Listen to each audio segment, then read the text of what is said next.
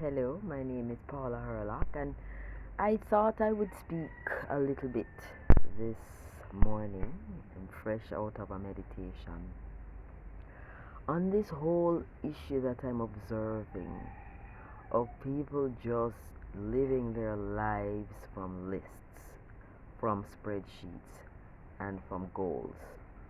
Now, I know that many people right now are obsessed with success and becoming successful and making money and being rich. But I'm seeing a disturbing number of persons who are living their lives by lists, and if there is a deviation from the list, they are like thrown off totally. That's an unnatural way to live. We must live in the moment. We must live interacting with people. Yes, we must have an idea of what our plan is. We must.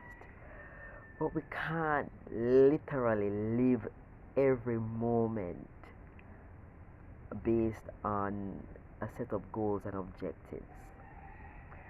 And what I'm seeing now are people whose anxiety and depression are driven by these lists of goals and objectives, some of which are not being met. And so there is anxiety about whether that goal has been ticked off today. My to-do list is being carried over for 2 weeks. That means I'm stuck, I'm not going anywhere. Oh, that means I'm unsuccessful. Then there's social media with a whole lot of people telling you that this is what they did and they're successful now and you should try it, and you're trying it and it's not working for you. In that case, you need to stop and just allow divine flow. And divine flow is a powerful concept. It speaks to surrender. It speaks to having faith in your vision for yourself. It speaks to having faith in what you believed in for yourself. Not just in yourself, but for yourself. So one needs to just hold that vision of the life that they want to live, how they want to show up in the world, what service can they be providing to humanity, to other persons. Because when you live your life in service to others, you will be rewarded, right? And you can't start at the top.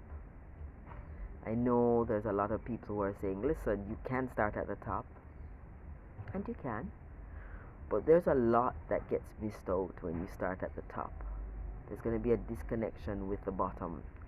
There's going to be a lack of a foundation if you don't start at the bottom. When you start at the bottom, you're able to lay the foundation so that when you get to the top, you are very sure of that foundation because you made it yourself, right? So for those people who are living their lives by list, ditch the list or shorten the list and make it into a set of goals that you have at the back of your mind, and then allow spirit to guide you to take certain actions regarding your goals.